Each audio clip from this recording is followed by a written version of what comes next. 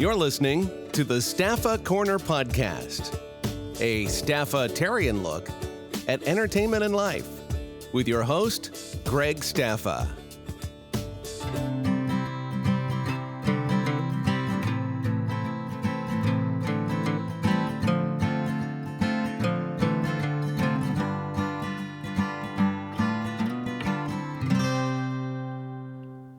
My guest this episode is someone that I've wanted to interview for over a year. I was in Albuquerque, New Mexico, and I decided to take a little bit of a detour and visit the house of Walter White from the hit series Breaking Bad. As I'm sitting in my car, I'm wondering to myself, why this house versus the thousands of other houses across the town? What goes into deciding, what house to use?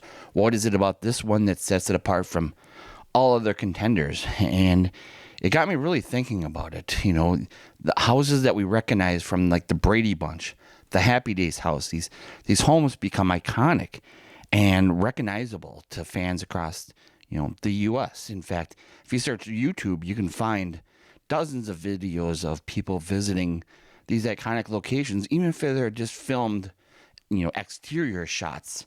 So who better to talk to than the location scout for Breaking Bad? I'm excited to introduce Alex Gianopoulos with us. Hello, Alex, and thanks for joining us. Hi, thanks. Yeah, glad to be here. So, first, I'd like to go into a little bit about yourself, your upbringing, where you're from, where you went to school, and stuff like that. Sure. Well, I am from Albuquerque. I'm a Burqueño. I was brought up here. I've always been interested in getting into the film industry. And I had aspirations to go to LA and live there, but the tax incentive that was provided here in New Mexico around 2015 or whatever that, or 2005. I mean, the movies started to come to me. The things started to shoot in my own backyard, and I was very eager to get into the biz any way I could. I didn't know really what the location department did. I never really heard of them. Locations doesn't win any Oscars or anything like that. It's not a department that you hear of when you hear about all the Hollywood departments, as far as costumes and lighting and everything. But my family was in the restaurant business. And there was a movie shooting in my family's restaurant where I was working. My uncle helped me get a job on a movie that was shooting at his restaurant. They picked me up. They said yes. They brought me in to help out. I came in on the bottom of the totem pole. I came in as a location assistant. Basically just helping clean up the place after it's done. We pick up trash, things like that, set up air conditioners and whatnot. And I worked my way up. I started scouting.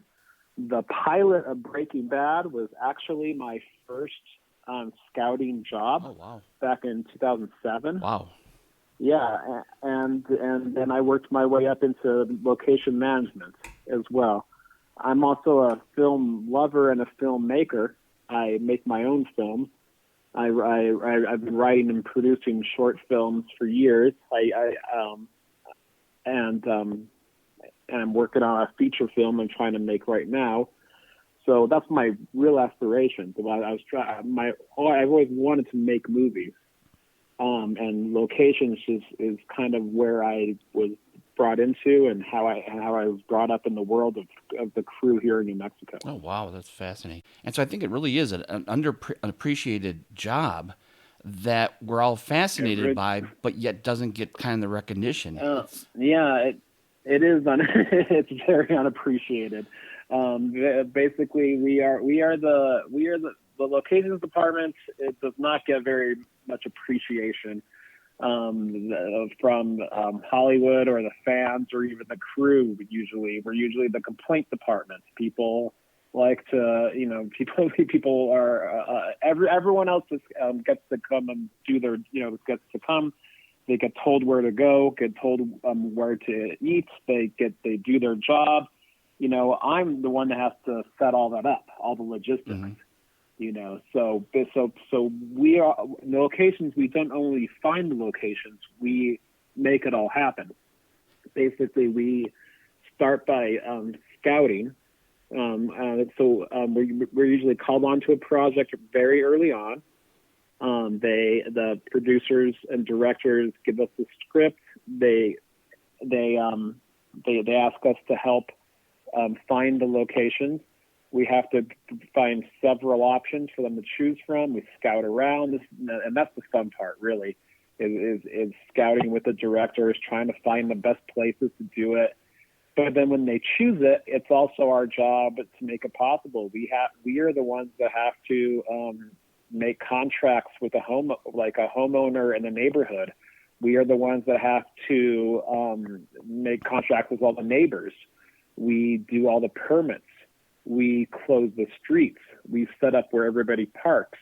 We set up where everybody sets up the base camp. I don't know if you've seen a movie Base mm-hmm. Camp, but it's like a little circus that comes down, goes place to place. That's part of what I do as well. We make maps to get everybody there. We're the ones that hang the signs on the highway to get that you see near a film shoot to get the film crew there. It's a big job. We lay the foundations of the movie, and nobody really appreciates it usually. Well, that's why we're here today. One question I have is, and one caveat that I have is, I mentioned I love doing, I travel a lot, so I get to go to various places, and I often look up what was filmed in this area so I can go see it. And one caveat I do want to say is, be respectful. These are neighborhoods. These are people's homes. I like to call what I do is drive-by sightseeing, where you pull up, you take your picture, you drive on by. And so one caveat I want to point out to people that are listening, because, even like the house from Breaking Bad, they put up a sign, and it hasn't always been welcoming for fans to visit. And so, if you are thinking about going to visit sites, regardless of what TV show and movie it is, be respectful that it is neighborhoods and stuff like that. Which leads me to my next question is, what goes into, you talked about the contracts and stuff that you have to do. What kind of reality check are people given? I know when you're doing it initially, you're way in advance. You're not thinking, wow, this Breaking Bad show is going to be really good. This spot that we're going to film at is going to become a nightmare possibly for the owners. What kind of training or guidance are they given, or is it just all contractual and they need to read it and understand what's going on? Thank you for saying that. Please be respectful to homeowners, because yes, we do go film in real people's houses. They're regular people, and Breaking Bad is unusual. Usually, you film in a house on a show, and it doesn't, and we pretend it's New York or something. They don't even recognize it normally. Breaking Bad is a very unique show where it takes place in the city that it's shot in. That's very unique in TV. Like the X-Files was filmed in Canada and LA. Mm-hmm. Seinfeld was filmed in LA. It's a New York show.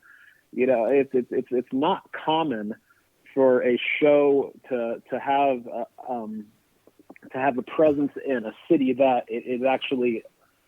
Sometimes movies do, if it's a movie that takes place in a town that it's shot in, but shows that it's very unique, and that's a credit to Vince Gilligan. I don't know if you know this, but he originally conceptualized Breaking Bad to be shot in L.A. in the San Fernando Valley, and it was tax credits, wasn't it? And he shopped the show around, and they said, you will make the show, but you have to do it in New Mexico because it's cheaper, and you get the tax credits. And when he came here, he fell in love with Albuquerque, and he redesigned the script to utilize Albuquerque. And he really worked closely with us the locations department to portray Albuquerque in a realistic light. Mm-hmm. Some people in Albuquerque don't like Breaking Bad because it makes us look like a drug town or something. But I think if you watch the show, it shows both sides of it. Mm-hmm. We do have bad neighborhoods and drug problems, and we do have a very real, normal suburban life here as well. And we have a small city. And it's all it's all very realistic. It's how it is here, sure. Honestly. Yeah, and so so you were asking, so when you scout a house, you don't normally say, hey, this will be a tourist attraction. That's not usually the case. That's very rare. And Breaking Bad wasn't any exception. We did not know it was going to be a hit. Especially in the pilot, the house you're talking about, the Walter White house, that's completely iconic. During the pilots, it was a pilot. We shot it. It was one episode. We didn't even know the show was going to continue at that point. And so it becoming a tourist attraction like the Brady Bunch house is unique. It's not something that happens all the time. I usually scout a house, and it's like a one-time thing. You make a contract, you get it done, hopefully everything's happy. It gets shown on TV. People, their friends and family could recognize it, but it's not like it's not really normal to watch a TV show like I don't know who. Do you remember the character's house in The West Wing? It's not. Sure. Besides the White House. I'm not a show. I don't know, a normal, a typical show. It's amazing what becomes iconic these days. Yeah, and so later in the seasons, in the 4th, 5th, and 6th season, yes, I did. It was in my pitch. I said. I did tell these people, hey, and when it got into Better Call Saul, it was like, just so you know, you might have people driving by later. That was something I did have to tell them initially as I was scouting, as the show went along. Breaking Bad Breaking Bad had a weird at the beginning. The pilot itself. Just so you know, back in 2007, lots of pilots were coming to Albuquerque because shows aren't even made with pilots anymore these days. Now they make like an 8-episode first season or something for Netflix. But how TV shows used to be is when you had a TV show, you would shoot a pilot that the network would decide on. Either you would choose first episode, the network would test it and watch it and to show it, and then they would decide if they were going to make a show or not. And so the pilot of Breaking Bad was just a pilot, and pilots came and went. And when that pilot came in, I honestly thought it would never be aired.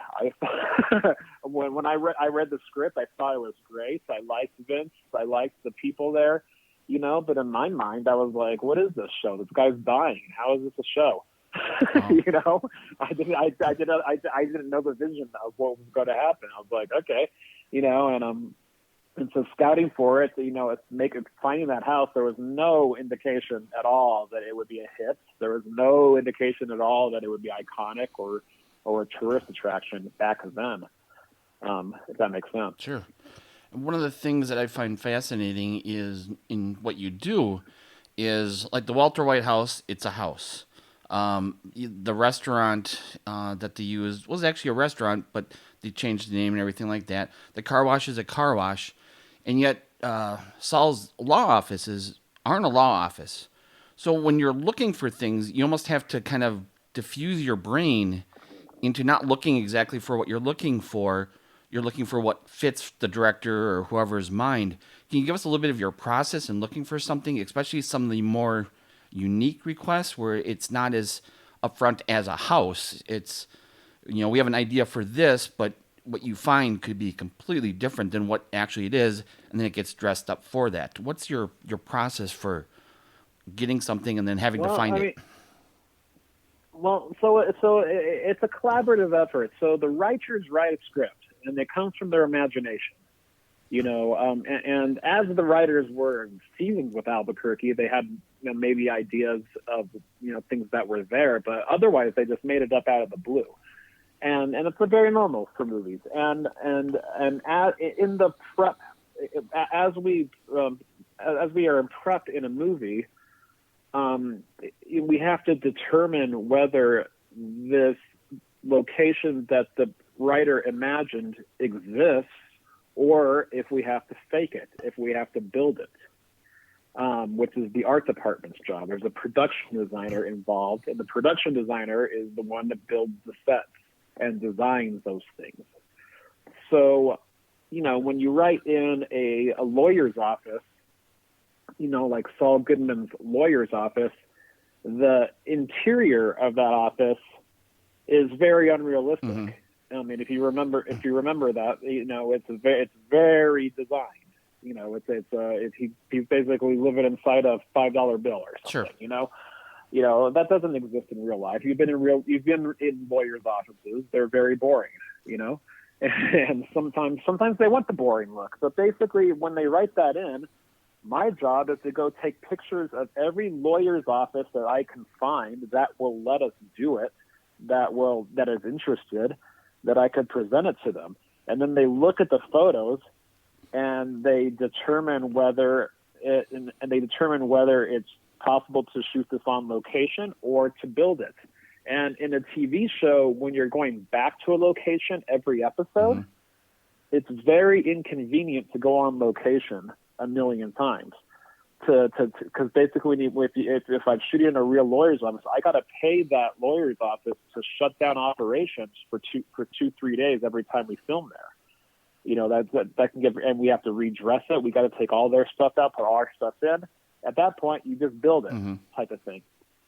The Walter White house, I don't know if you know this, but the interior was never shot. Yep. The interior is very different than what you see on TV. What is shot there is the front yard and the backyard, the swimming pool and the front. The interior was all on stage, and it was all made up. The inside of the real house does not reflect what you see on TV at all. The reason why I think Vince chose that house specifically, and was for a few reasons. I don't think the swimming pool was part of his idea. I think he liked the swimming pool and wrote that into the script once he chose the house.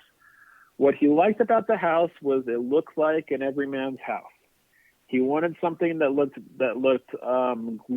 delightfully boring, to reflect this character. Sure. This character is very middle class. It's very much just a normal person. So he wanted something just very normal, but very, very America, very Anytown, USA type of thing. And other things that were a factor of it was the position of the house on the street. Basically, that house, the house has a street in front of it and a street coming toward it. It's kind of a T shape. Yep. So we call that production value. There's a lot of production value in that. You can get a camera coming up the street toward it. You can come up from any angle, that type of thing. And those are the reasons why Vince chose it. We did consider shooting the inside in the pilot. We looked at it. The homeowners were very nice, and they let us we looked inside, and it was decided that we would not shoot the inside. We would build it because they knew that if it did go to series, a lot of the show would take place in the house, so they would want a stage built to have it on hand forever, type of thing. Wow. That's just fascinating. What's the weirdest thing you've been asked to kind of locate for any show? Well, for me, I mean, I think the reason you're interviewing me and the best thing in my career was Breaking Bad. I mean, it was so rewarding being a part of it. It was a hard show to do, but I loved it. You know, because I work on so much. Because like I said, it's not an easy job, and I work on so many shows that I think are garbage, and psychologically, it's not fun. You know, because you work just as hard. You know, and I feel like, oh, I'm working my butt off to make something stupid. You know, I'm making the world worse. But but Breaking Bad, Breaking Bad was like I'm making art. This is what I did my best to find what I could, and they challenged me so much. They challenged our department. I mean, it wasn't just me. It was a whole department of very talented people. I wasn't the boss. There was I was the assistant location manager. At the location manager was named Christian, and he, but I was one of the main scouts. So I did have a lot of my ideas were put on screen, which was very rewarding. Like I said, I am a filmmaker, and having and being a scout for a show, you are literally part of the creative process, which is great because a lot of departments can't say that. If you're a lighting guy, I don't want to say bad about lighting guys, they do their job, they're great. But if you're a lighting guy on Breaking Bad, you don't watch the show and say, hey, I set up that light. It's nothing to be, it's nothing to be proud of. Anybody could do that. Sure. But I could literally say, hey, I found that place. Hey, Breaking Bad looks different because of Alex Gianopoulos. I definitely had if it wasn't for me, they would, they may have never found that location type of thing. So it's very rewarding in that. And as far as the weirdest thing they had me find, what springs to mind, or challenging things that made me find, what springs to mind is like at the end of the show, basically they, there's a couple stories. Okay, so we'll start with the end. The end of Breaking Bad, if you recall, it all ends up at this Nazi compound, basically where the Nazis hang out. Those Nazi characters, and that's where Walter, spoiler alert, gets brings his thing and gets shot at the end. Mm-hmm. You remember? Oh yeah. Yeah, so for that, at the beginning of the season, they go, okay, Alex, we need you to find a bad guy hideout, some kind of compound, and it could be anything. And when they say it could be anything, that doesn't help. Really, that doesn't make your job wider open, easier. I mean, let the creativity flow. No, it doesn't help because it's a big city. That means I got to go everywhere, and I got to figure. If they say, "Oh, we want a creepy hotel," then I go scout all the hotels. You understand? So what I mean. So when you think of anything, it's like, all right, and so it's like anything. So but compound, they want it to be Breaking Bad-y. They use Breaking Bad as like a verb, like which means like creepy and the shithole, like type of thing, and something that we haven't seen before, which is another challenge because they were here for 6 seasons. We already shot every creepy place in town, type of thing, and Vince always wanted something new. Like there is this awesome rail yard in Albuquerque. It's an old rail yard where they used to fix trains. It's a location that is highly used in movies. Transformers shot there. Lots of big movies shot there. Breaking Bad never wanted to shoot there. Really? Vince didn't want it because it was shot by everybody. Oh, you know what I mean? So it's not the compound. It could have very well been in the train yard. It would look great, but Vince didn't want that. He wanted something unique. So it's hard. So I was looking for this for weeks and weeks. I gave him everything. I found them old motels that were run down. I found an old psychiatric hospital that was abandoned. Weird little pockets of weirdness, and these things, these are properties that are like abandoned. And so a lot of times I sneak in and I take photos and then try to find out who owns it. You know what I mean? Mm-hmm. which is probably not smart, but you're under a lot of pressure. You have to find this in a few weeks. And and I was looking for something else, and I saw, I don't know if you remember, there's like a spire in that property, and I saw it from far away when I was over by the railroad tracks, and I found this abandoned lumber yard, and I called my boss, and I was like, "Oh, I think I found this." And he was mad at me. He was like, "No, you were looking for something else. Why are you even looking for that?" And I was like, "No, but I think you should show him this." And basically, we showed him the photos. If you remember Jesse being in a pit, that pit was there. Oh, it was some kind of. Yeah, and so they saw that. They wrote. So basically, I found some photos. Vince flew in. We scouted the place. They saw the, they saw the pit. They were like, and they wrote it all. They wrote it all in. So that was pretty rewarding. In season 5, I think. They wanted to do this train heist. If you recall, one of the best episodes. Yes. Yeah, and the train heist, it's like, okay, they call us and they're like, okay, locations, we want to do a train heist. Is that possible? And it's kind of not. I mean, like, the trains are, the BLM, not BLM, but BLM, I get my acronyms wrong, but the train company, they're not too keen on filming. The trains have to go. They have a schedule.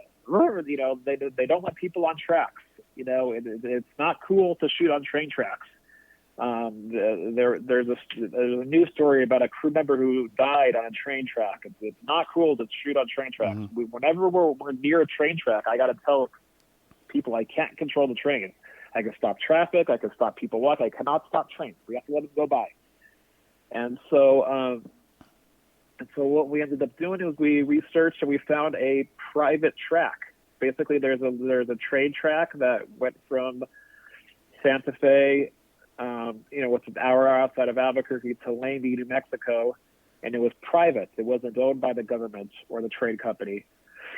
And basically, and so we said, well, this may be our only option. And it turned out to be perfect, and basically, this was one of the best parts of it for me. Basically, it was a scout. We brought in Vince. We brought in the head of the company of the production company. They all came in, and Vince and Vince loved it. It was a train track that they actually shot part of. We learned from the guy that part of Smokey and the Bandit was shot there 100 years ago, and Vince loved that, and we found it, and we scouted it together. The guy took us on a train down the track, and we found the trestle, we found the area. And at that point we never even saw a script because it wasn't written yet. This was all just conceptualized. It was an idea, and so Vince while we were out there, Vince pitched it to the studio guy right in front of me. He basically had this whole trade heist in mind, where they brought in they replaced the chemical with water and the weight system and all the stuff that they researched. Mm-hmm. And he pitched it right in front of me, and it was magical. I felt very honored to be there. I thought it was genius. Especially as a filmmaker yourself, to see that process. Oh, certainly, yeah. So it blew my mind. It really did. That was one of those rewarding parts of the whole thing for me, was being there that day. So winding things down a little bit, we're seeing shows like The Mandalorian, and now Thor 4 has announced that they're using the virtual technology where everything is kind of digitally created on a screen. Do you see that as kind of a gimmicky that works for the big guys, and is that something that you kind of like, oh geez, is this the future now, or is it something that you kind of see as just interesting for a while, but real sets, real buildings are here to stay? Well, if you asked me this question a year ago, I would have had a different answer. But the world went cuckoo bananas with this COVID-19 scare, and the film industry is a mess. right now. And it's very hard to film anything. All these productions that I personally have been out of work for a year. Oh, wow. Almost a year, since March. Basically, and there was nothing filming, and the things that are filming now are getting shut down almost daily because they're testing everybody. And I think, and I have thought about this, the Mandalorian set, and I do think that that's where Hollywood is going to go because of this, because it's very expensive now to shoot on location. It's very inconvenient. Everything we do is 100 times harder now. It's not easy to go places, and the Mandalorian looked great. I watched it; it looked amazing. And it's not green screen. The actors see a real background behind them. It's a thing, and I do see it becoming the norm. I feel like that once they master this technology, and once they build more of these stages, it would be silly to go on location. Basically, I see it as having templates. You know, it's like, oh, you want a house? What kind do you want? I have a log cabin. I have a big mansion. What background do you want? I mean, they just have to fill up a little set in front and do that. Actors don't like going on location. Directors get pompous. They don't like going on location either. Anymore, you know, you see it with your favorite directors. Robert Zemeckis, who I admire so much. You know, he made Back to the Future. He made Who Framed Roger Rabbit.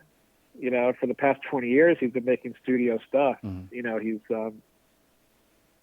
Polar Express and whatever. You know, those are jobs. They live in LA. They go to the studio. They go home. You know what I mean? It's a big deal going, to leave your family, go make a movie somewhere for a year. Yeah, I mean, and these actors, it's hard to schedule actors that way. You know, it's hard to schedule, the big movie stars. So I do see the big movies going in that direction. I honestly do. I think that I see a future where the film crews are going to get smaller. I see a future where big movies are going to use that technology to fake backgrounds a lot. That being said, I think smaller independent films and TV will still use locations. Okay. Because they won't have access to those studios or the money and more artistic directors who still do independent stuff and smaller things will still want to go shoot the cool places. Sure. So I don't see that locations is going to go away, but I do see it changing. That not just my department, the transportation department, that whole thing. We're going into a new world very quickly, right before our eyes. And a year ago, I would have said, no, people want to, still do this, what they do. But now everything's different. Everything's ridiculous. No, So, and these movie sets are very weird now. Everybody, when you make a big movie, part of my job is when you have a set, I have to find a place for 150 people to stand. Mm-hmm.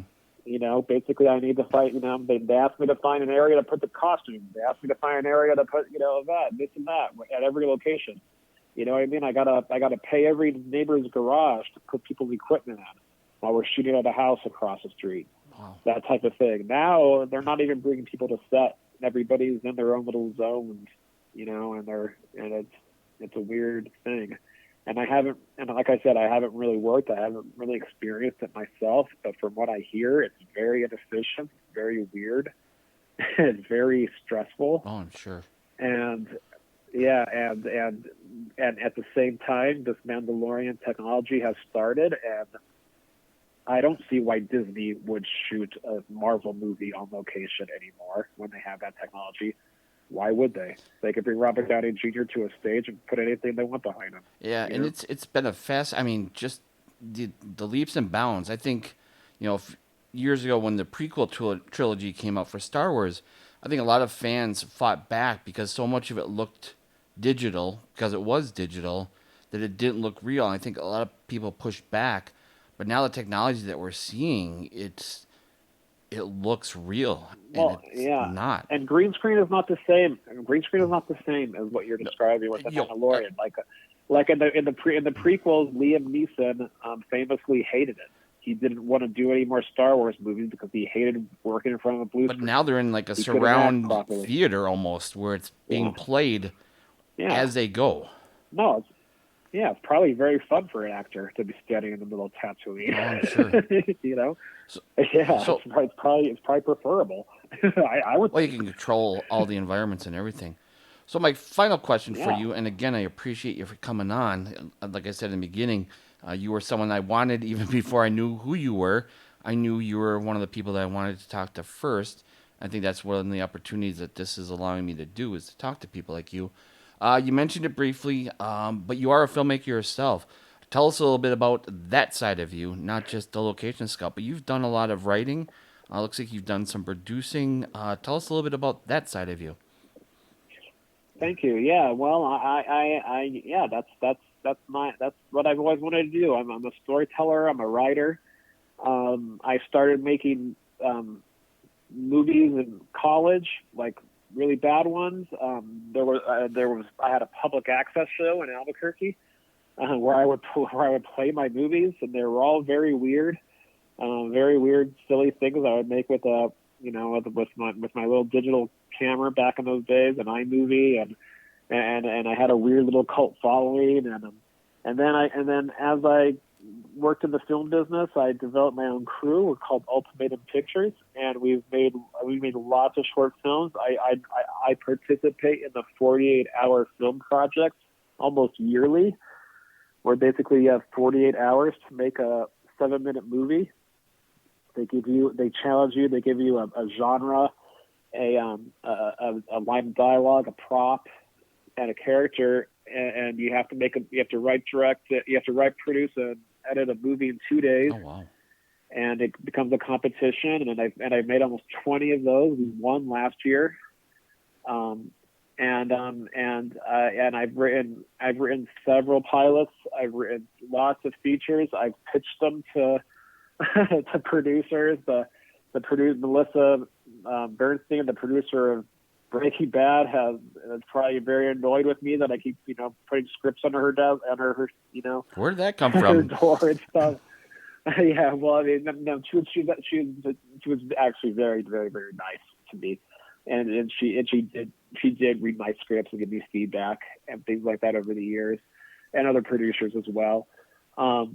But it's been challenging for me, and because writers are primarily in LA. It's its own thing. There's a writer's room, and people work their way up, like I did in locations. Like you start out as a writer's assistant, and you move up into being a writer. And I always felt like I've been in the wrong department in the wrong town for that type of thing. But I continue to do it. I'm optimistic, and I wrote a feature that we're trying to make, and I'm actually about to start a crowdfunding campaign. It's a feature film. It's a space sci-fi parody of Casablanca. It's called Cosmic Blanca, and I have a script. I have a cast. I'm ready to. I have a location. I'm ready to shoot this. I just don't have any money, and so I'm attempting to do a crowdfunding thing before I try to pitch it to investors. So yeah, please, if any of your listeners are interested, please go to cosmicblanca.com and take a look at what you see. And I just launched it. We're about to do I just shot a video of me pitching the project in a very show 2D kind of way that we're editing together. And then I'm gonna start throwing it in everybody's face very soon. But yeah, and I hope to make that because Because as I told you, locations, I loved it. I did it for 15 years. But personally, I'm ready to move on in my career. You know, I like I said, the COVID world has made this not very fun. You know, not every project is Breaking Bad. You know, and I'm ready to make my own stuff personally, and I would love to move my life in that direction. Do you see an actual move coming to LA, or do you think there's enough sustainability in Albuquerque to keep you there? Well, I honestly would like to stay here. I did want to move to LA. I did move there for a little 8-month stint in my life. I don't know. I don't know if you know this, but I'm also dabbled in acting. I'm actually in the last episode of Breaking Bad. Oh, wow. If you remember, where she gets the rice in her stevia. Okay. Do you remember that scene? It's the restaurant, the diner. Yeah, I'm the waiter okay. in that scene. And I had like 3 lines, and it was seen by 40 million people, and it was kind of a mind fuck. I thought I should be an actor. I went to LA, and I did groundlings, I did improv, and I don't really know I want to be an. I think I learned that I don't want to be an actor, but I would do it if the opportunity came around. I'd still rather make my own stuff. But LA is a mess, and it's hard to shoot there, and it's hard to live there, and it's not really my thing. In my mind, I would love to start an independent film company in Albuquerque and keep it going here. Be the next Atlanta. Yeah. Well, I mean, we were before Atlanta, so true. they're the next Albuquerque in my mind. They're just bigger than us, and Albuquerque has everything you need. But we just have a little bit of it. And this is what I tell people: we have a little bit of big city. We have a little bit of rivers, and we have a little bit of. You could shoot anything here except for maybe beaches. Some of the bigger films have been filmed there. The first Avengers was filmed partially in Albuquerque. They used the high school there for the SHIELD headquarters and stuff like that. Totally, yeah. And I worked on big things. I worked on Lone Survivor, and I worked on the Sarah Connor Chronicles, the Terminator 4 shot here, but I didn't work on it. But and I've made Albuquerque, Chicago. I've made Albuquerque, New York. I've made Albuquerque different countries, and it's a great place to shoot. Vince Gilligan loves it for the skies. He always would say that. The skies are just so vast here, and and growing up here, I took it for granted. But yeah, going to other big cities, you don't see anything up there. So, well, I sincerely appreciate you joining us. Can you give us the website one more time, and then any social media that you want people to follow you at? You can follow me on social media. I'm on there on Instagram, Twitter, Alex Gianop, AlexGNOP. And please, yes, CosmicBlanca.com. Cosmic, COSMIC, Blanca, BLANCA.com. Yes, please check it out. And if you have the means, I would be honored with a donation. And if you don't, please pass it to the rich people you know. All right. Well, Alex, thank you so much for joining us, and look forward to seeing what the future brings for you. Greg, thank you for having me, and I wish you well in your podcast. And I'm honored to be a part of it, and I really appreciate you reaching out. Thank you. That does it for this episode. Thank you for listening to the Staffa Corner.